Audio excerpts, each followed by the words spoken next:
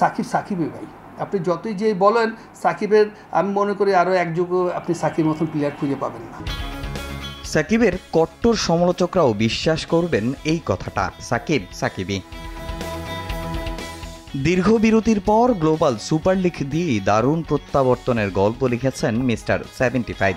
গায়ানায় ব্যাটে কিংবা বলে দেশের পোস্টার বয় প্রমাণ দিয়েছেন বিশ্বসেরারা এত সহজে ফুরিয়ে যান না। তবে মিরাকলভাবে একই দিনে পাল্লে কেলেতে টাইগারদের সঙ্গী হয়েছে লজ্জার হার। সমালোচনায় বিধ্বস্ত পুরো দল। লিটনের দলের পেশাদারিত্বের অভাবটাও চোখে পড়েছে মোহাম্মদ রফিকের। প্রফেশনাল কি জিনিস সাকিব পেতে দেখেন আপনি, সাকিব কতটি দিন বাইরে আছে, ওর টেকনিক, ওর ফিটনেস, ওর বলিং অ্যাকশন বা বলে কীভাবে উইকেট নিতে হবে, ওই ব্যাটিংটা দেখেন, এই কতদিন খেলে নেয়।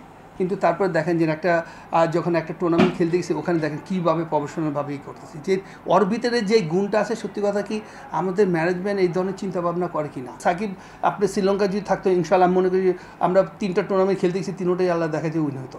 শ্রীলঙ্কার বিপক্ষে প্রথম টি-20তে নাইম মিরাজের স্লো ব্যাটিং পিছিয়ে দিয়েছে বাংলাদেশকে। ব্যাটিং অর্ডার সাজানো নিয়েও প্রশ্ন তুলেছেন রফিক।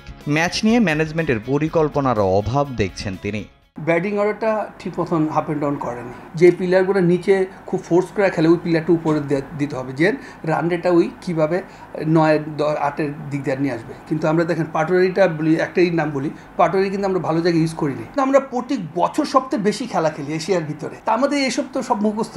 একটা সিরিজে হেরেছেন, বাট আরেকটা সিরিজে আরম্ভ করেছে, তা বাট ওইখান থেকে কিন্তু আমার ভুল সমস্যাটা এখান থেকে দূর করা হবে। দেখা যায় ওখানে আমরা ভুল করলাম, এখানেও ভুল করলাম, তা আমাদের যে দাঁড়াবে কোথায়। টি-20 ফরম্যাটে সবশেষ আইপিএলে খেলেছিলেন মুস্তাফিজ, করেছেন দুর্দান্ত পারফরমেন্সও। সংবাদ সম্মেলনে শ্রীলঙ্কান ক্রিকেটাররা প্রায় বলেছেন তাকে নিয়ে কতটা সাবধান তারা। তবে এই ম্যাচে এমন একজনের জায়গা হয়নি একাদশে, জানিয়ে হতাশা রফিকের কণ্ঠে। ম্যানেজমেন্টের লিটনের ওপর আস্থা রাখার কারণও খুঁজে পাচ্ছেন না তিনি। আইপিএলের প্লেয়ার যেটা আইপিএলের রেগুলার খেলে আমার দেশে খেলতে পারে না, ওই জায়গার একটা পারফর্ম প্লেয়ার আপনি বসাইছেন কিভাবে এটা আমি জানি না।